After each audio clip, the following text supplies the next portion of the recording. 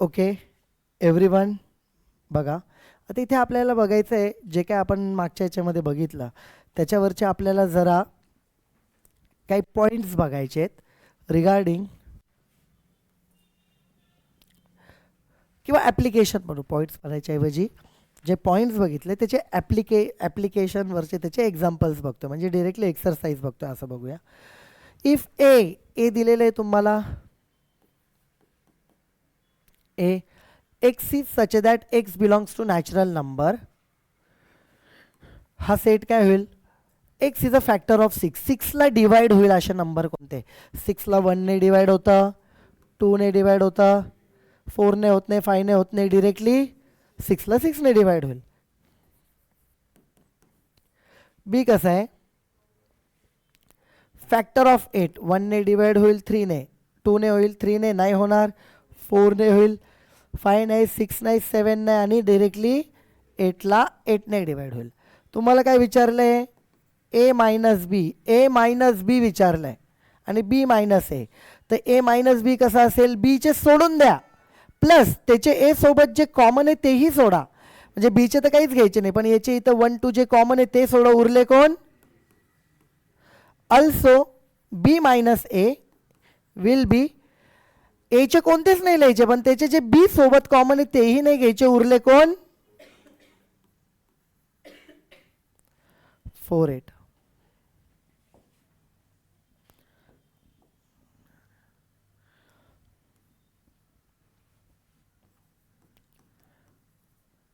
ए बघा कसा आहे इथे आता 1/x लिहायचं आहे. काय लिहायचं आहे? 1/x. X belongs to natural number, ते नॅचरल नंबर आहे एक्स सगळेचे सगळे, विच इज लेस दॅन 8, 8पेक्षा लहान आहे. म्हणजे 1/1, 1/2, 1/3, 1/4, 1/5, 1/6, 1/7, 1/8 घ्यायचा नाही. लेस दॅन 8 आहे, इक्वल टू असतं तर तो घेतला असता, यात काय अडचण आहे. त्यानंतर बी बघूया. 1/2x, या एक्सचा डबल करून लिहायचा इथं 1/, आणि 8x is less than 8 and equal to 8, म्हणजे 8 पण घ्यायचा आहे. म्हणजे एकदा 1 टाकू, 2 × 1 2, एकदा 2 टाकू, एकदा 3 टाकू, नंतर 10 12 14 16 पर्यंत, कारण 8 2 इन्क्लुडिंग 8 आहे, इक्वल टू 8 आहे म्हणून 8 घ्यायचा आहे तुम्हाला. त्याच्यामध्ये तुम्हाला काय सांगितलं? ए मायनस बी.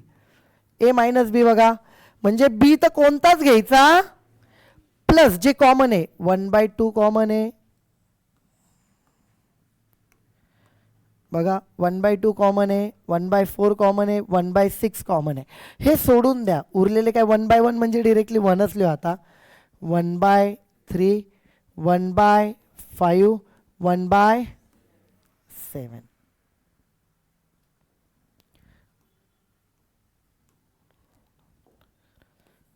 बी मायनस एचा कोणताच घ्यायचा नाही, आणि एचा जो बी सोबत कॉमन आहे 1/2, 1/4, 1/6, हे पहिले 3 घ्यायचे नाही. ठीक आहे, एचा कोणताच नाही मायनस ए म्हणून. बी मधले जे घ्यायचे ते एचे कॉमन सोडून. मग उरलं कोण? 1/8, 1/10, 1/12, 1/14, 1/. दिस इज द आन्सर. अवघड आहे का? नेक्स्ट पुढे जाऊया नंबर 3 कडे. क्वेश्चन नंबर 3 मध्ये काय म्हणतायत बघा ते. ए, आता तुम्ही लिहिताना पहिले ते सगळेच्या सगळे लिहायचे असतात बरं का.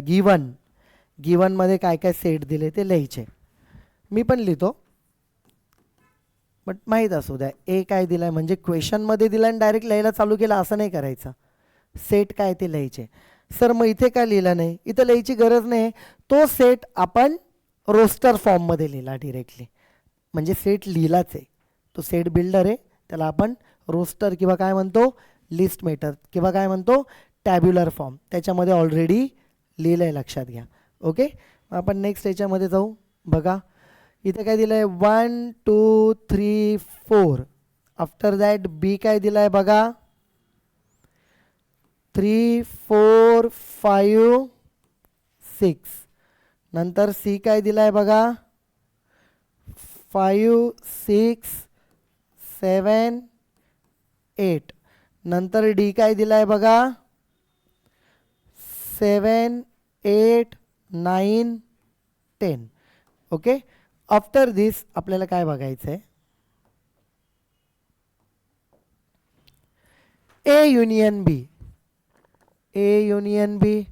युनियन करताना दोन्ही सेट एकत्र करायचे 1 2 3 4. 3 4 कॉमन आहे ते एकदाच लिहिणार 5 6 म्हणजे 1 2 3 4 5 6. त्याच्यानंतर काय A union B union C. A union B union म्हणजे हे तर असेलच 1 2 3 4 5 6. 5 6 इथं पण कॉमन आहे 7 म्हणजे 8 पर्यंत जाईल 1 2 3 4 5 6 7 8. तिन्ही सेट एकत्र केले जे काही कॉमन असतील त्यांना एकदाच लिहिलं डबल डबल लिहायची गरज नाही. आफ्टर दॅट नंतर त्यांनी दिलेलं आपल्याला काय बी युनियन सी युनियन डी. बी स्टार्ट करून 3 4 5 6 3 4 5 6. सी काय 5 6 7 8 5 6 7 8. पुढचं काय 7 8 9 10. इथं 9 10. Okay. Are the set A B C D equivalent. दिसतातच याच्यामध्ये 4 एलिमेंट 4 एलिमेंट 4 एलिमेंट 4. डायरेक्ट नाही लिहायचं A B C D are equivalent. पहिले लिहायचं काय नंबर ऑफ किंवा आपण म्हणू as number of element in A, number of element in B, number of element in C, number of element in D. सगळीकडे 4 आहेत. This implies that. याचा अर्थ असा आहे दिस इम्प्लाइज दॅट. तुम्ही मॅथमॅटिकल काही सिम्बॉल्स माहीत असू द्या. कधी आपण देअर फोर यूज करतो, कधी दिस इम्प्लाइज याच्यावरून काय लिहू शकतो असं जिथे येईल. सर दिस इम्प्लाइज दॅट काय लिहिता येईल A B C D sets are equivalent म्हणायच्याऐवजी ते सेट्स आहे ना सांगायचं. Sets are equivalent. अवघड आहे का? ठीक आहे. नेक्स्ट क्वेश्चन नंबर 4 बघूया काय दिलाय. नंबर 4 मध्ये बघा युनिव्हर्सल सेट दिलेला आहे तुम्हाला. Okay. Universal set 1 2 3 4 5 6 7 8 9 10. Be the universal set. त्याच्यामध्ये सेट ए दिलाय 1 3 5 7 9. बी 2 3 4 2 3 4 6 8 10.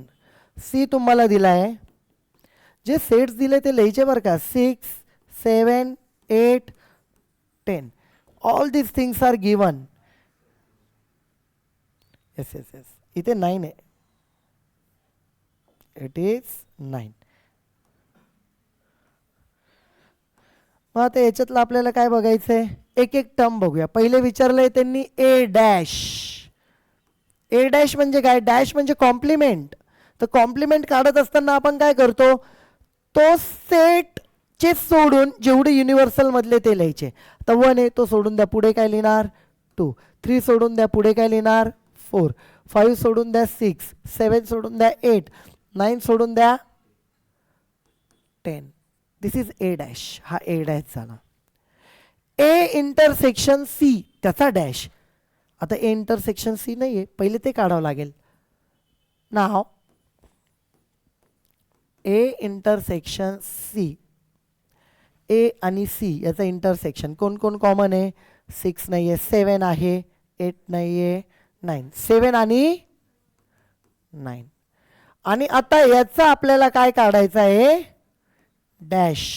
कॉम्प्लिमेंट या इंटरसेक्शनचा कॉम्प्लिमेंट 1 to 10 आहे पूर्ण युनिव्हर्सल. त्यातले 7 आणि 9 सोडून 1 2 3 4 5 6, 7 सोडून द्या 8, 9 सोडून द्या 10.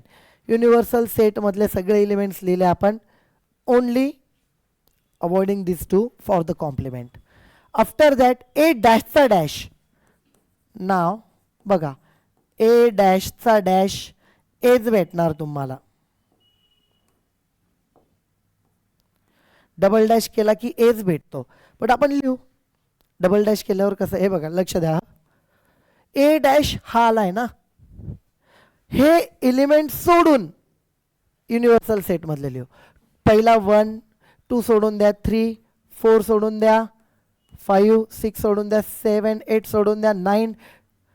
एवढं म्हणजे तो एक प्रकारे कोण आला आहे, सेट एच. म्हणजे डबल डॅश घेतलं तुम्हाला ओरिजिनल सेट भेटणार ए. यात काय अडचण आहे. आफ्टर दॅट पुढे बी मायनस सी. बघा बी मायनस सी. सी तर कोणता घ्यायचा नाही, पण बी आणि सी मध्ये जे कॉमन आहे तेही घ्यायचे नाही. 6 नाही घ्यायचा, नंतर 8 नाही घ्यायचा. ठीक आहे, हे दोघं सोडून द्या. उरले कोण, मग बी मधले बाकीचे लिहा. हा 2, 3, 4, 10. या बी मायनस सी चा काय सांगितलंय तुम्हाला, डॅश कॉम्प्लिमेंट. हे एलिमेंट सोडून द्या 2, 3, 4, 10. उरलेले युनिव्हर्सल मधले लिहायचे. आता युनिव्हर्सल आपल्याला माहिती 1 to 10 आहे, त्याच्यातले 2, 3, 4, 10 सोडून द्या. 1, 2 सोडा 3 गेला, 4 गेला, 5, 6, 7, 8, 9, 10 लिहायचं नाही कारण 10 सोडून लिहायचं आहे. So all these are answers. सगळेच्या सगळे क्वेश्चन नंबर 4चे काय आहे, आन्सर आहे असं आपण म्हणूया. आफ्टर दिस क्वेश्चन नंबर 5 बघा. क्वेश्चन नंबर 5 मध्ये काय आहे, here it is number 5.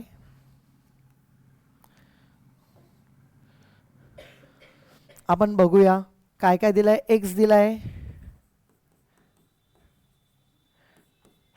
X दिलाय 1, 2, 3, 4, 5, 6, 7, 8, 9, 10.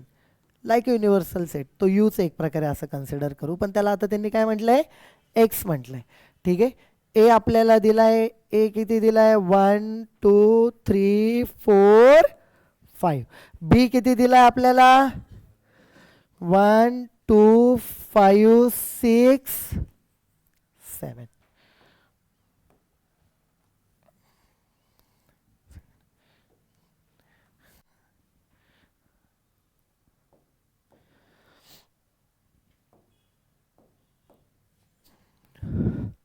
बघा याच्यामध्ये लक्ष द्या. आता यामध्ये आपण काय करू शकतो, डी मॉर्गन्स थेरम तुम्हाला प्रूव्ह करायला सांगितलंय.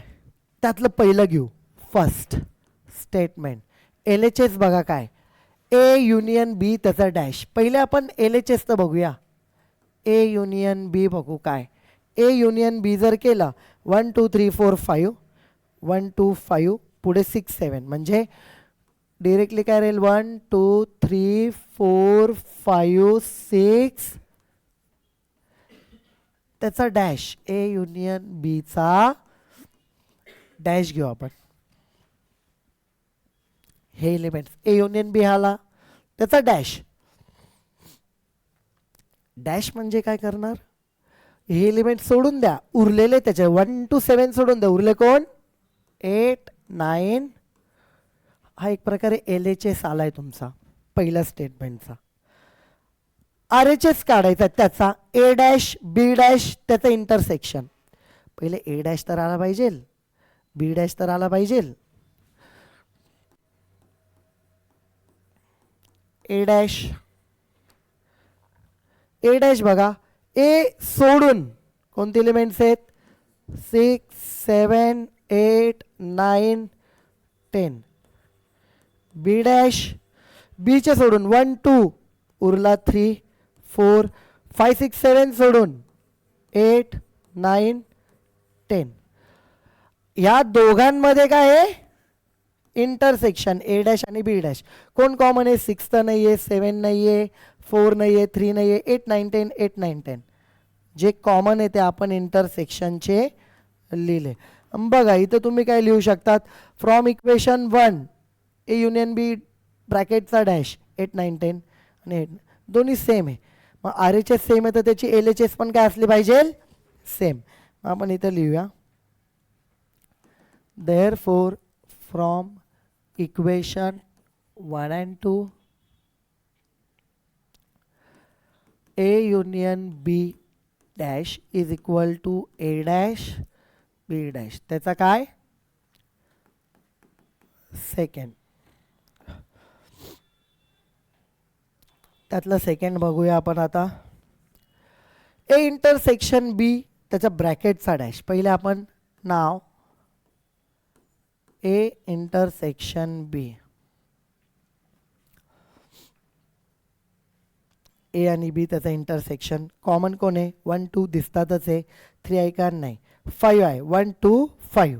ठीक आहे, लिहूया आपण 1 2 5. या ब्रॅकेटचा काय, डॅश. युनिव्हर्सल सेट म्हटलं 1 2 सोडून द्या 3 4, 5 सोडून द्या 6 7 8 9 10.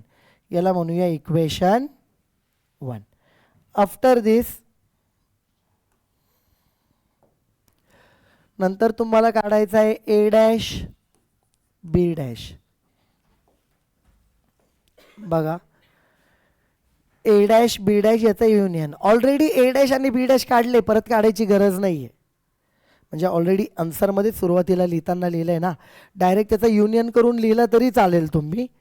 ठीक आहे, मग आपण डायरेक्ट युनियन करून लिहू. ह्या दोघांचं युनियन काय होईल बघा, 3 4 6 7 8 9 10.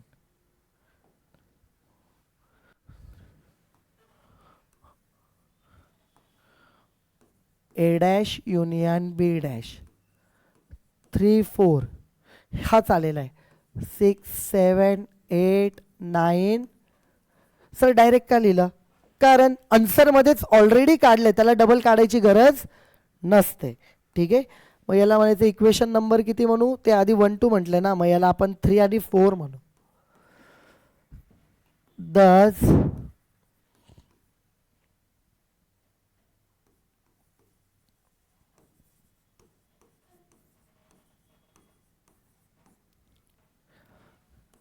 ए intersection B dash is equal to A dash union.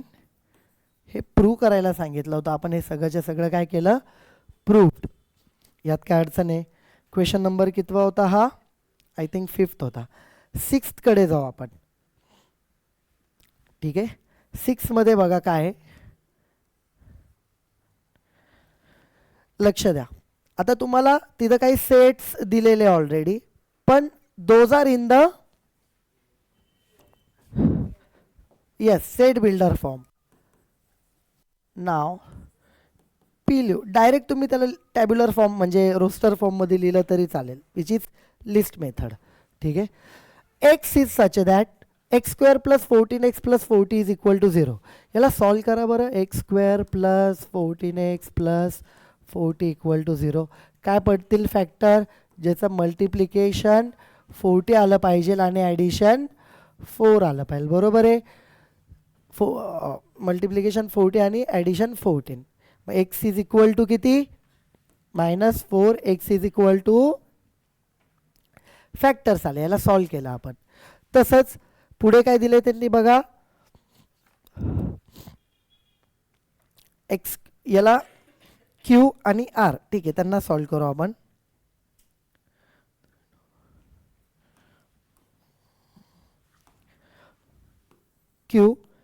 क्यूला solve करू आपण. एक्स स्क्वेअर मायनस, हे बघा फॅक्टर काय पडतील, एक्स एक्स -3 -2 मल्टिप्लिकेशन +6 ॲडिशन -5. मग एक्सची व्हॅल्यू आली 2 आणि 3. याला इक्वल टू 0 केलं तर तिकडं जाईल ना व्हॅल्यू, मग ते प्लस भेटतील आपल्याला. ओके, सिमिलरली म्हणजे इन शॉर्ट काय आहे, हे जे क्वाड्रॅटिक इक्वेशन्स आहेत ना, लिनियर इक्वेशन्स इन 2 व्हेरिएबल्स किंवा क्वाड्रॅटिक इक्वेशन आहे ना, पॉवर 2चा डिग्री 2चा पॉलिनॉमियल, त्याला आपण फॅक्टर्स पाडलेत. याचे फॅक्टर काय पडत आहेत, मल्टिप्लिकेशन -60 आणि ॲडिशन किती होईल, किती होतील त्याचं काय आन्सर आहे, 23 जा. ठीक आहे, 23 जा 60, त्याच्यामध्ये 20ला प्लस बघा 23 जा 60 प्लस 20 मायनस 3 इक्वल टू 0. याला इक्वल टू 0 त्याला इक्वल टू 0. मग एक्स किती भेटला तुम्हाला -20. एक्स इथं किती भेटेल 3. हे तुम्हाला व्हॅल्यूज भेटले. ठीक आहे. आता याच्यामध्ये काय करायचं बघा. Therefore P union Q, P union Q काय येणार -10 -4 2 3 डिक्रीजिंग ऑर्डरमध्ये लिहिला. ठीक आहे. नंतर काय Q intersection R, Q intersection R, Q आणि R याचं इंटरसेक्शन कोण आहे Q आणि R चं इंटरसेक्शन कॉमन 3 आहे. ओके. समजा काहीच कॉमन नसतं तर त्याला एम्प्टी सेट लिहिला असता, फक्त एवढंच काढून ठेवायचं, दॅट्स इट. ओके. त्याच्यानंतर पुढे काय P union Q intersection R. आता हे बघा ऑलरेडी Q इंटरसेक्शन R काढलाय, तो 3 आहे. P कोण आहे हा आहे. मग एकत्री करून टाकून त्याला -4 -10 आणि कोण 3. त्याच्यानंतर बघा P intersection Q union R, Q union R त्याचा इंटरसेक्शन P सोबत, त्याचं इंटरसेक्शन कोणासोबत आहे पण आपल्याकडे Q युनियन R नाही आहे. मग पहिले आपल्याला ते लिहावं लागेल Q युनियन R. नाव Q युनियन R, Q काय 2 3 मायनस डिक्रीजिंग ऑर्डरमध्ये लिहू आपण -20 2 3 3 कॉमन आहे एकदाच लिहिला. Therefore P intersection Q union R. हे बघा हा P आहे आणि हे जे आलेले Q युनियन R हा आहे. याच्यामध्ये -4 -10 -20 2 3 काय इंटरसेक्शन आला त्याचा काहीच नाही. म्हणून मग अशी म्हटलं याला काय लिहायचं आपण डिरेक्टली एम्प्टी सेट. ओके. नंतर P युनियन Q तो तर काढलेलाच आहे, त्याचा काय डॅश. P युनियन Q त्याचा डॅश. आता डॅशमध्ये जर तुम्ही बघायला गेला तर ठीक आहे, मी इथं लिहिलेलं नाही आहे बट आपल्याला वाटलंच तर इथे आपण असं लिहून ठेवू शकतो. थोडं खाली घेतो इथे. ओके. एक्स तुम्हाला किती दिला आहे -20 -10 -4 2 3 4 हा युनिव्हर्सल सेट आहे. P युनियन Q -10 4 2 3 त्याचा डॅश -10 सोडा 4 सोडा 2 सोडा 3 सोडा हे 4 गेले -20 आणि एवढेच उरले. After that Q dash R dash त्याचा इंटरसेक्शन. पहिले Q डॅश तर काढू. नाव Q डॅश, Q कोण आहे बघा हा बघा हा Q आहे 2 3 त्याचा डॅश म्हणजे हे सोडून द्या. 2 3 सोडले -20 -10 -4 4 -20 -10 -4 4. नंतर R डॅश. R बघा स्टेप बाय स्टेप बघायचं, घाई नाही करायची. घाई केली का चुकणार. गडबड नाही करायची. जे आपल्या माइंडमध्ये ना आरामात शांततेतच करायचं. नाही तर इझी पटकन करतो राहून जाईल काहीतरी त्यातला. एक डिजिट जरी राहिला आन्सर पुढचं चुकणार आणि परत आन्सर आलं अरे हे तर मला येत होतं, सिली मिस्टेकने मार्क गेले सगळे. उलट जे येतं आहे ना आधी करायचं त्याला विदिन टाईम करायचं बट लक्ष देऊन करायचं, त्याचे फुल मार्क्स कुठेच गेले नाही पाहिजे. R डॅश R किती -23 हे सोडून -20 आणि 3 सोडून उरले कोण -10 -4 2 4.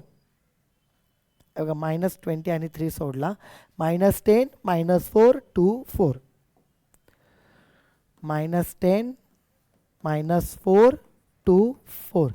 यांच्यामध्ये या दोघांमध्ये काय सांगितलं आपल्याला फायनली इंटरसेक्शन. काय सांगितलं आहे therefore Q dash intersection R dash. Common काय बघा बरं इथे दिसतोय -10 दिसतोय -4 दिसतोय आणि 4 दिसतोय. So we are getting the final answer here. Okay, final answer आपल्याला भेटला. So this is all about the question number 6. Number 7 कडे येऊ. नंबर 7 आणि 8 थोडं आपण मिसलेनियस टाईप आहे असं म्हटलं तरी चालेल, पण ॲटलिस्ट बघा त्यातला 7ला थोडं अवॉइड करू, याचे काही स्टँडर्ड फॉर्म्युले आहेत. नंबर 8 कडे जाऊ डिरेक्टली वाटलं असतं. ठीक आहे, गोइंग टुवर्ड्स नंबर 8. ठीक आहे, मी स्लाइड डिलीट करतो नंबर 7ची. नंबर 8 बघूया. बघा नंबर 8 मध्ये पहिले क्वेश्चन वाचा बरं सगळ्यांनी. काय दिलंय क्वेश्चन? थोडं वाटलं असतं मी याला अजून क्वेश्चन एकदा रीड करा व्यवस्थित. काय दिलंय? आन्सर तर सांगतो मी तुम्हाला, पण क्वेश्चन पहिले बघा काय दिलंय ते बघा आधी.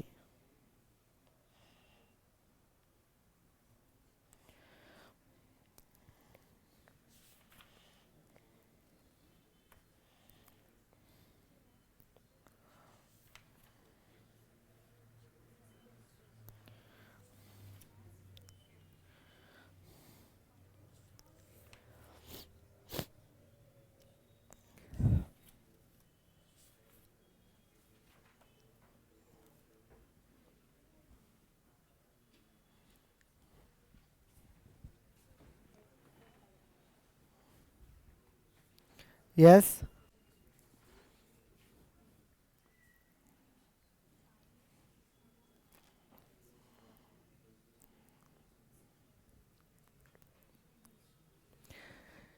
काय सांगितलेलं आहे? In a board examination 40 students failed in physics.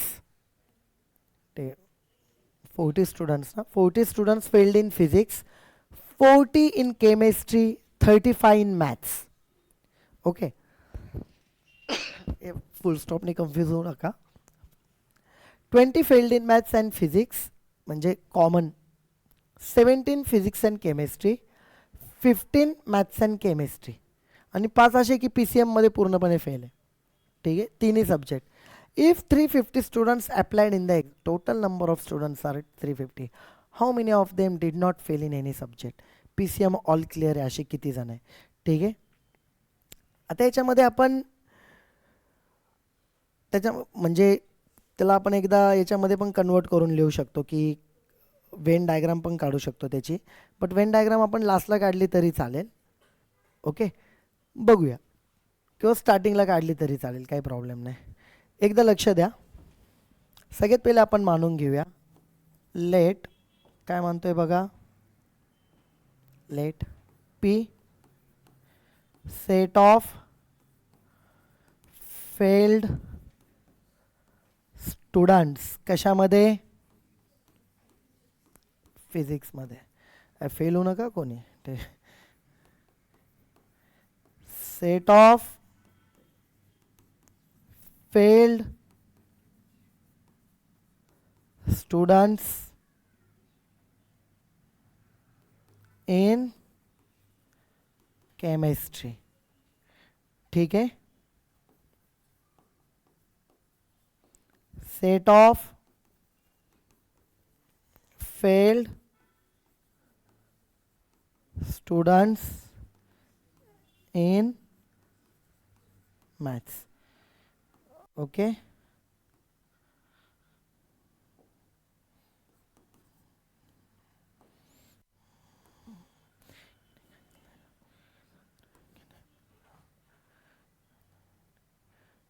आता आपण इथे काय करू, थोडं लहान करतो याला मला, कारण जागा लागेल इथे.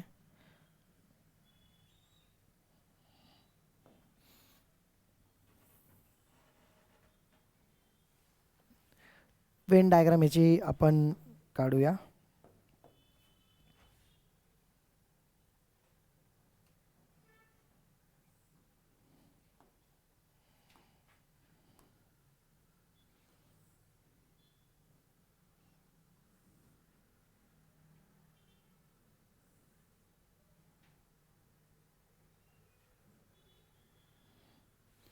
ओके, ठीक, छोटे आले खालचा सर्कल. ठीक आहे, इट डझंट मॅटर.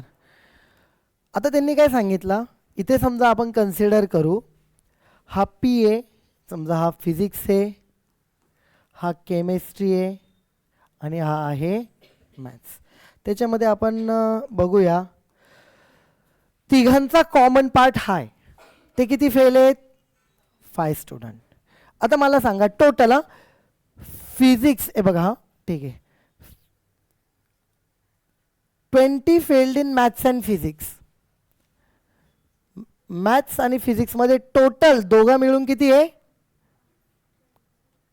20. फिजिक्स आणि मॅथ्स मिळून किती फेल आहे? म्हणजे बघा हा कॉमन पार्ट एवढा बरं का, 20, त्यातले 5 झाले, म्हणजे इथं किती उरणार? हे बघा 15 + 5 एवढा पार्ट काय झाला, ठीक आहे, ओके. त्याच्यानंतर बघा पुढे काय सांगितलं, 17 failed in physics and chemistry.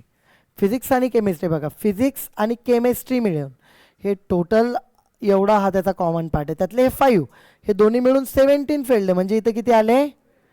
12. त्याच्यानंतर पुढे बघा 15 failed in maths and chemistry. Maths आणि केमिस्ट्री मिळून 15 फेल्ड आहे, त्यातले बघा एवढा हा कॉमन आहे, त्यातले 5 गेले, इथं किती उरतील? म्हणजे 5 + 10 याचे 15, 15 + 20 फिजिक्स आणि मॅथ्स फेल्ड, 12 + 5 17 फिजिक्स आणि केमिस्ट्रीचे फेल. ठीक आहे. आता बघा हां, फक्त फिजिक्स फेल असणारे किती आहे? 40 स्टुडंट्स फेल्ड इन फिजिक्स. त्यातले हे 15 + 5 20 + 12 30, इथं 8 लिहितो, म्हणजे हे टोटल किती झाले? फक्त फिजिक्सचे 40. केमिस्ट्रीचे पण तसेच 40, हे 10 20 हे 30, इथं आले 10. केमिस्ट्रीचे नाही, केमिस्ट्रीचे बघतोय ना, केमिस्ट्रीचे किती टोटल? 40 फेल आहे. मग इथे बघा 12 5 17 17 + 10 27, इथे किती येणार मग? 13. आणि तसं मॅथ्सचे 35 फेल्ड आहे, त्यातले हे झाले किती? 30, मग इथं उरणार फक्त 5. So this is all about, हे पूर्ण काय झाला? Universal set. You can mark as x किंवा मार्क ॲज यू, काही पण चालेल. हे आलं एवढं लक्षात. त्याची वेन डायग्राम आहे, आपण इथं वाटलं असतं लिहिलं तरी चालेल, वेन डायग्राम. ओके. मग आता पुढे विचारलं काय की त्यामध्ये त्यांना काय म्हणायचं आहे, एक एक टर्म आपण लिहूया. त्यांनी काय काय सांगितलं की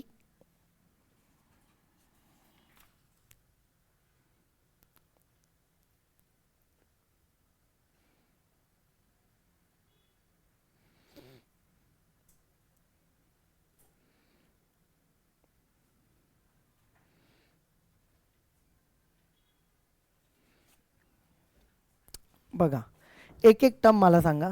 टोटल नंबर ऑफ स्टुडंट्स किती आहे? Yes, N of X 350 students काय झाले तिथं? ॲपियर झालेत, बरोबर आहे. एन ऑफ एक्स येतो. आता हे बघा एक एक टर्म बघू. एन ऑफ पी किती आहे? फिजिक्समध्ये किती फेल आहे? 40. केमिस्ट्रीमध्ये किती फेल आहे? 40. मॅथ्समध्ये किती फेल आहे? 35. ठीक आहे. पहिलं काय सांगितलंय? फिजिक्स अँड मॅथ्स दोघांमध्ये कॉमन किती फेल आहे? 20. नंतर कोणामध्ये कॉमन फेल आहे? फिजिक्स अँड केमिस्ट्रीमध्ये फेल किती दिले आहे? 17. And physics and maths and chemistry, आता मॅथ्स अँड याच्यामध्ये किती फेल आहे? 15 आहे का 20 आहे? ओके, ठीक आहे. एवढं दिलेलं आहे आपल्याला. आता याच्यामध्ये बघा पुढे नंबर ऑफ फिजिक्स पण फेल, केमिस्ट्री पण फेल, मॅथ्स पण फेल, असे असलेले किती आहेत? 5 आहेत. बघा मग आता आपण अशी टर्म काढू, लक्षात घ्या, की ज्यामध्ये number of P union C union M, याचं मिनिंग काय आहे?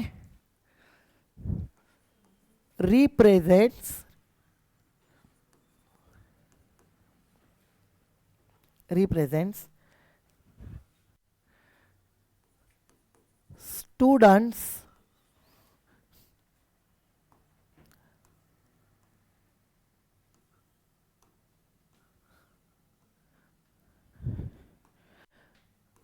number of students at least failed in one subject. एका सब्जेक्टमध्ये तरी ते काय आहे, फेल आहे असं दाखवेल. हे बघा, physics, chemistry, maths, PCM, P for नाही, P फॉर सेट की जे फिजिक्समध्ये फेल आहे, C फॉर केमिस्ट्री पण काय केमिस्ट्रीमध्ये असलेले फेल आहे, M म्हणजे काय की जे मॅथ्समध्ये फेल आहे. यांचा युनियन म्हणजे काय की असा नंबर, नंबर ऑफ असा नंबर की जे फिजिक्स, केमिस्ट्री आणि मॅथ्स यांचा टोटल फेलचा आकडा आहे. पण त्याच्यामध्ये काही जण एका सब्जेक्टमध्ये पण असू शकतात, मग त्याला धरून एक म्हणून इथं लिहिलं की ॲटलिस्ट कमीत कमी एकामध्ये तरी फेल असतील. त्याच्यापेक्षा काही जण याच्या ह्या नंबरमध्ये असा नंबर आहे की जे 2मध्ये फेल असतील, काही जण असे असतील की जे 3मध्ये फेल आहे, जे आपण लिहिलं आहे 5 आहे असं. ठीक आहे, असं हा सेट दाखवतो. तर मग हे लिहायच्या मागं रिझन काय माहिती का, याचा स्टँडर्ड फॉर्म्युला कसा आहे ते आपण बघूया आणि ते आपण का काढतोय ते पण मी तुम्हाला सांगतो. लक्ष द्या.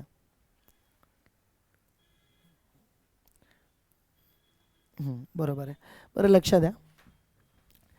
Number of A union B union M is equal to N of P, N of C, N of तिघांचं intersection, N of P intersection C intersection M, तिघांचं intersection, minus N of P union C minus N of P union M minus N of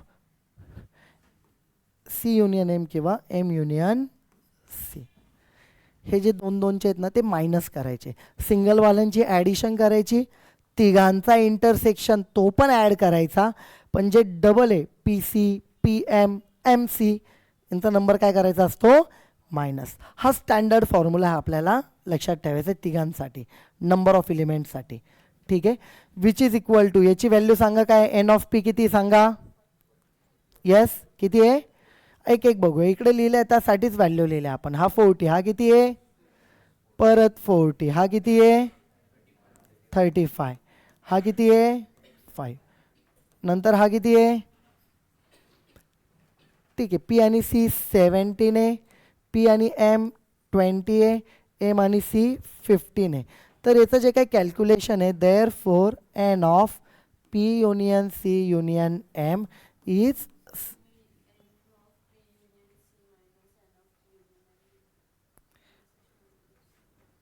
हां इथे चुकून इथे union झालं आहे, हे it should be intersection. तिकडचं बरोबर होता, हे इंटरसेक्शनचे व्हॅल्यूज आहेत. इथं इंटरसेक्शन लिहायचं आहे, इंटरसेक्शन येत आहे, त्याच्या व्हॅल्यूज टाकल्या आणि कॅल्क्युलेशन किती आलं 68.1 म्हणूया.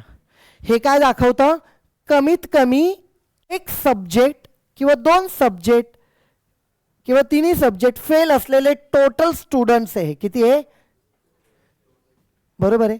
आता मला सांगा पेपरला बसले किती आहेत 350, त्यातले कमीत कमी म्हणजे पेक्षा 68 स्टुडंट असे की जे कोणत्या ना कोणत्या विषयामध्ये काय आहे फेल आहे. एक विषय जरी असला तरी पण त्यातले 68 मधले काही असे आहेत की जे 2 विषय फेल असतील, 68 मधले असे आहेत की जे 3 विषय फेल आहे. ठीक आहे, आलं लक्षात. मग बघा टोटलमधून हे जे काय फेल झालेले विद्यार्थी हे मायनस केलं तर तुम्हाला काय भेटेल की जे ऑल क्लिअर स्टुडंट्स आहेत. Therefore number of students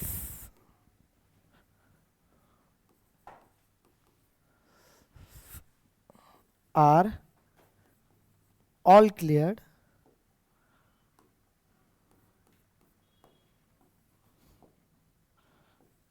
R is equal to, जे काय आपलं होतं किती N of X minus, next याच्यावर लिहितो मी वाटलंच तर, राहू द्या ते. Therefore total number of students which are cleared all the subjects is equal to n of x minus n of p union c union m, which is equal to 350 minus 68. किती आलं सबट्रॅक्शन याचा? 282. ठीक आहे, दिस is the answer. आलं लक्षात?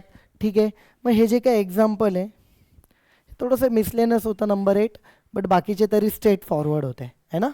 चला लिहायला start करा इथून फ्रॉम द क्वेश्चन नंबर 1.